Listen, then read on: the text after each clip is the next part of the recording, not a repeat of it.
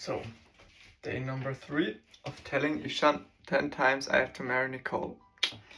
Great way to start the evening. Great fucking day. We went to Balaam Tower, super boring. We went to the statue where like all the Portuguese conquerors were, super boring. I went to the Jesus, doing this, super amazing. There is a chapel actually in the building. Oh my goodness, I was in there praying and doing my shit. Holy shit, it felt like the Holy Spirit came onto me. It was wild. Then went back and went to Ishan. What's the place called? What's up? What's the place called? The town we went to? Cascas? Cascas. We went to Cascas and that was amazing. We saw a beautiful sunset. That was really nice.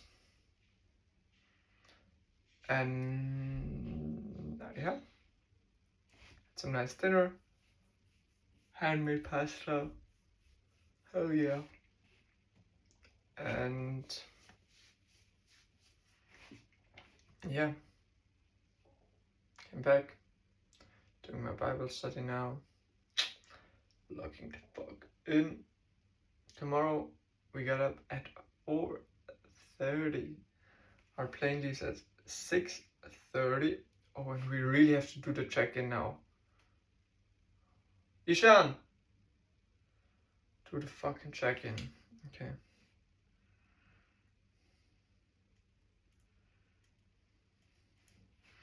We really have to do the fucking check-in. Yeah, well. Pack my things, be ready for tomorrow. Oh my god, Bible study tomorrow morning will be insanely hard with like 5 hours of sleep. Lucky for me, I'm a baller. So yeah. Let's continue reading, because Samuel is actually super interesting. Once you've fought through the first 200 pages of the Old Testament, it actually becomes interesting. So here we go.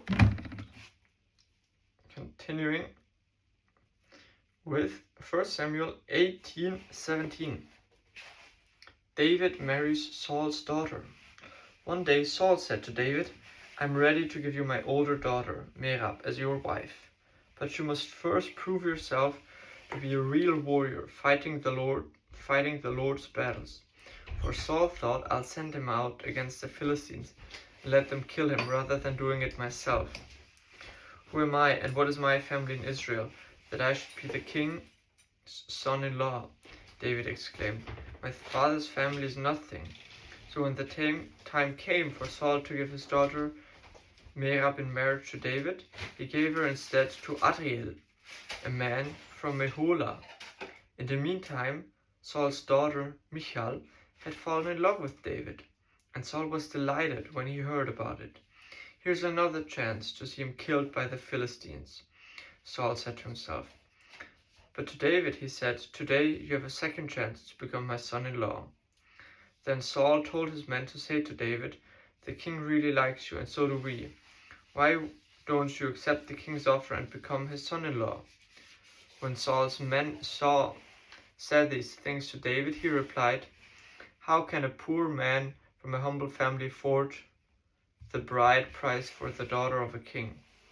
When Saul's men reported this back to the king, he told them, "Tell David that all I want for the bride price is 100 Philistine foreskins." 100 Philistine foreskins. Wild shit. "Vengeance on my enemies is all I really want." But what Saul had in mind was that David would be killed in the fight. David was delighted to accept the offer. Before the time limit expired, he and his men went out and killed 200 Philistines. Then David fulfilled the king's requirement by presenting all their foreskins to him. So Saul gave his daughter Michal to David to be his wife. Then Saul realized that the Lord was with David and how much his daughter Michal loved him. Saul became even more afraid of him, and he remained David's enemy for the rest of his life. Every time the commanders of the Philistines attacked, David was more successful against them than all the rest of Saul's officers. So David's name became very famous. Saul tries to kill David. Saul now urged his servants and his son Jonathan to assassinate David. But Jonathan, because of his strong affection for David, told him that his father was planning. Tomorrow morning, he warned him, you must find a hiding place out in the fields. I'll ask my father to go there with me, and I'll talk to him about you. Then I'll tell you everything I can find out. The next morning, Jonathan spoke with his father about David, saying many good things about him. The king must not sin against his servant David, Jonathan said. He has never done anything to harm you. He has always helped you in any way he could. Have you forgotten about the time he risked his life to kill the Philistine giant, and how the Lord brought a great victory to all Israel as a result? You were certainly happy about it then. Why should you murder an innocent man like David? There is no reason for it at all. So Saul listened to Jonathan and vowed, as surely as the Lord lives, David will not be killed. Afterward, Jonathan called David and told him what had happened. Then he brought David to Saul, and David served in the court as before. War broke out again after that, and David led his troops against the Philistines. He attacked them with such fury that they all ran away. But one day, when Saul was sitting at home, with spear in hand, the tormenting spirit from the Lord suddenly came upon him again, as David played his harp. Saul hurled his spear at David, but David dodged out of the way. Leaving the spear stuck in the wall, he fled and escaped into the night. Michal saves David's life. Then Saul sent troops to watch David's house. They were told to kill David when he came out the next morning, but Michal, David's wife, warned him, if you don't escape tonight, you will be dead by morning. So she helped him climb out through a window. He fled and escaped. Then she took an idol and put it in his bed, covered it with blankets, and put a cushion of goat's hair as its head. When the troops came to arrest David, she told them he was sick and couldn't get out of bed. But Saul sent the troops back to get David. He ordered, bring him to me in his bed so I can kill him. But when they came to carry David out, they discovered that it was only an idol in the bed with a cushion of goat's hair as its head. Why have you betrayed me like this and let my enemy escape? Saul demanded of Michal. I had to, Michal replied. He threatened to kill me if I didn't help him. So David escaped and went to Ramah to see Samuel, and he told him all that Saul had done to him. Then Samuel took David with him to live at Naioth. When the report reached Saul that David was at Naioth in Ramah, he sent troops to capture him. But when they arrived and saw Samuel leading a group of prophets who were prophesying, the Spirit of God came upon Saul's men, and they also began to prophesy. When Saul heard what had happened, he sent other troops, but they too prophesied. The same thing happened a third time. Finally, Saul himself went to Ramah and arrived at the great well in Seku. Where are Samuel and David? He demanded.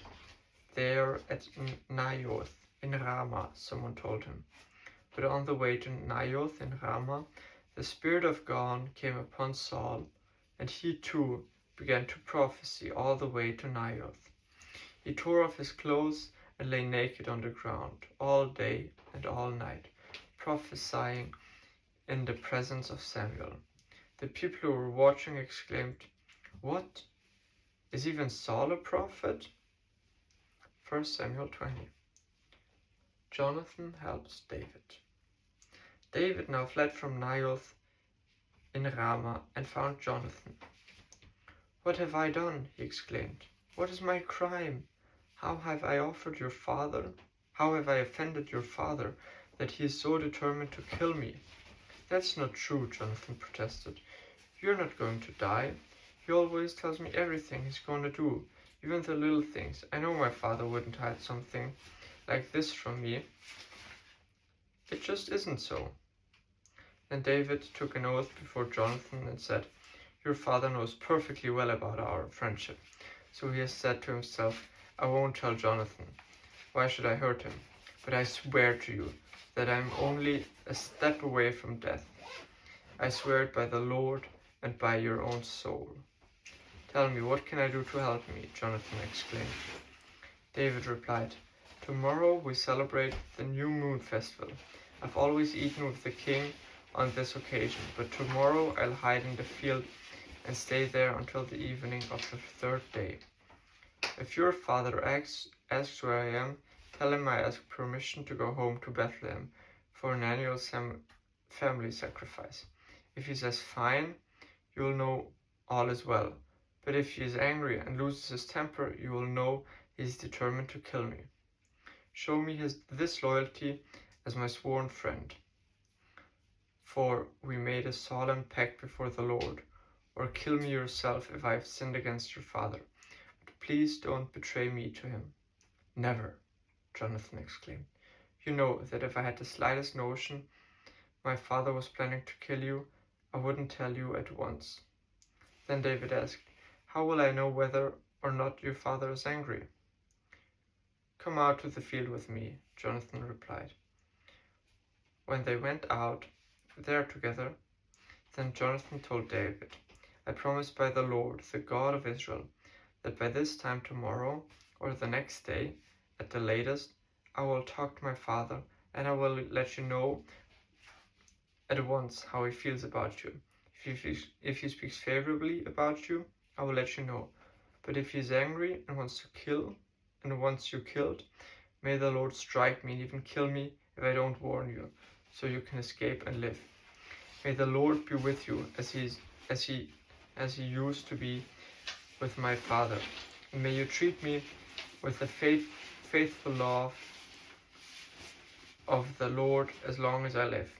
But if I die, treat my family with this faithful love, even when the Lord destroys all your enemies from the face of the earth." So Jonathan made a solemn pact with David, saying, "May the Lord destroy all our enemies." And Jonathan made David reaffirm his vow of friendship again for Jonathan loved David as he loved himself. Then Jonathan said, "Tomorrow we celebrate the New Moon Festival. You will be missed when your place at the table is empty. The day after tomorrow, towards evening, go to the place where you hid before, and wait there by the stone pile. I will come out and shoot three arrows to the side of the stone pile, as though I was shooting at a target. Then I will send a boy to bring the arrows back. If you hear me tell him they're on this side, then you will know as surely as the Lord lives that all is well, and there is no trouble. But if I tell him, 'Go farther,' the arrows are still ahead of you, then it will mean that you must leave immediately, for the Lord is sending you away. And the Lord make us keep our promises to each other, for he has witnessed them." So David hid himself in the field, and when the New Moon Festival began, the king sat down to eat. He sat at his usual place against the wall, with Jonathan sitting opposite him, and Abner beside him, but David's place was empty. Saul didn't say anything about it that day, for he said to himself, "Something must have made David ceremonially unclean." But once David's place was empty again the next day, Saul asked Jonathan, "Why hasn't the son of Jesse been here for the meal either yesterday or today?" Jonathan replied, "David earnestly asked if he could go to Bethlehem. He said, 'Please let me go, for we are having a family sacrifice.' My brother demanded that I'll be there, so please let me go away to see my brothers. That's why he isn't here at the king's table." Saul boiled with rage at Jonathan. "You stupid son of a whore." Holy shit, he swore at him. "Do you think I don't know that you want him to be king in your place, shaming yourself and your mother? As long as that son of Jesse is alive, you'll never be king. Now go and get him so I can kill him." "But why should he be put to death?" Jonathan asked his father. "What has he done?" Then Saul hurled his spear at Jonathan, intending to kill him. So at last Jonathan realized that his father was really determined to kill David. Jonathan left the table in fierce anger and refused to eat on the second day of the festival, for he was crushed by his father's shameful behavior towards David. The next morning, as agreed, Jonathan went out into the field and took a young boy with him to gather his arrows. "Start running," he told the boy, "so you can find the arrows as I shoot them." So the boy ran, and Jonathan shot an arrow beyond him. And when the boy had almost reached the arrow, Jonathan shouted, "The arrow is still ahead of you. Hurry, hurry, don't wait." So the boy quickly gathered up the arrows and ran back to his master. He, of course, suspected nothing. Only Jonathan and David understood this signal. Then Jonathan gave his bow and arrows to the boy and told him to take them back to town. As soon as the boy was gone, David came out from where he had been hiding near the stone pile.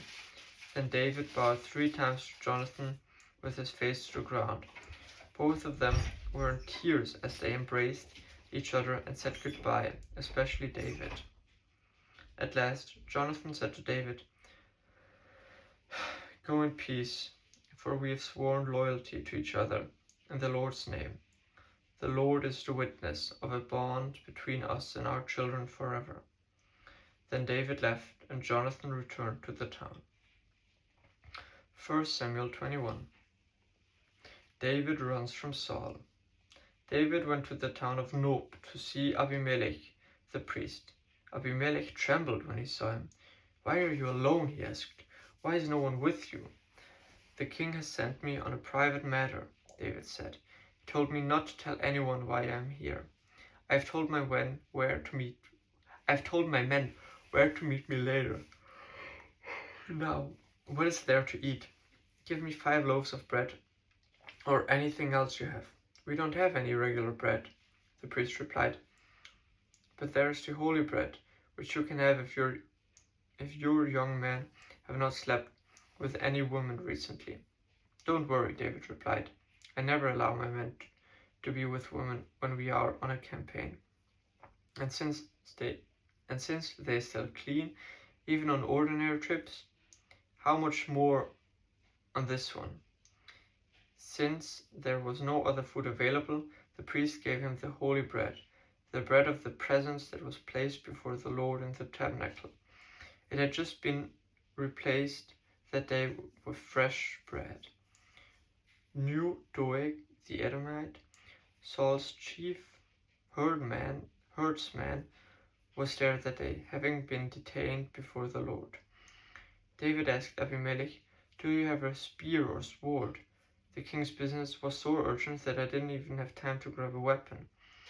I only have the sword of Goliath, the Philistine, whom you killed in the valley of Elah," the priest replied.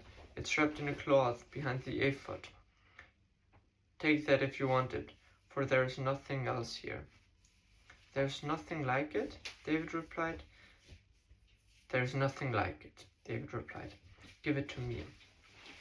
So David escaped from Saul and went to King Achish of Gath. But the officers of Achish were unhappy about his being there. "Isn't this David, the king of the land?"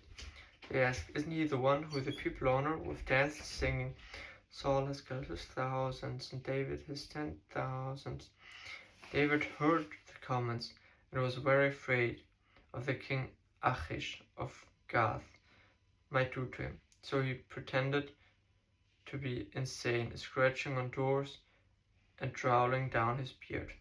Finally, King Achish said to his men, "Must you bring me a madman?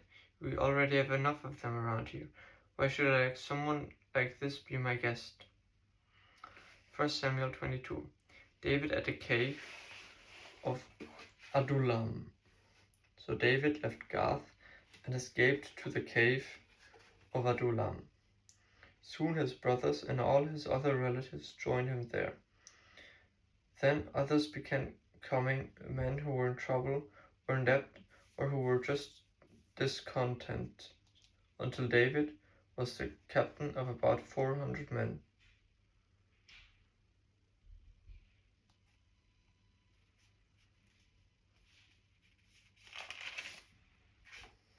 Later, David went to Mizpeh in Moab, where he asked the king, "Please allow my father and mother to live here with you until I know what God is going to do for me." So David's parents stayed in Moab with the king during the entire time David was living in his stronghold. One day the prophet Gad told David, "Leave the stronghold and return to the land of Judah." So David went to the forest of Hereth. The news of his arrival in Judah soon reached Saul.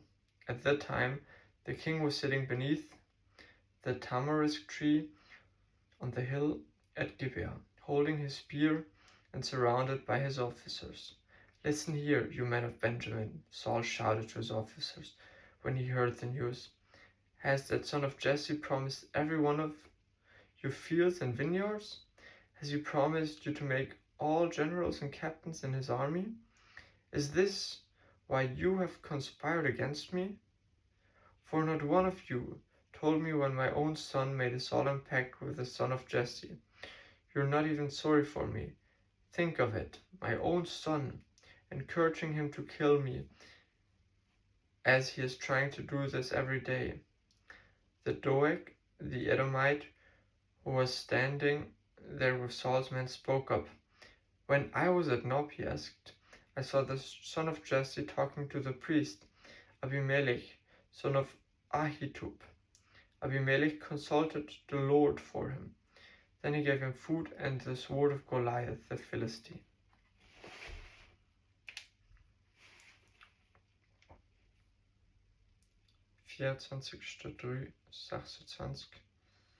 PM. Holy smokes, bin irritiert. Gute Nacht.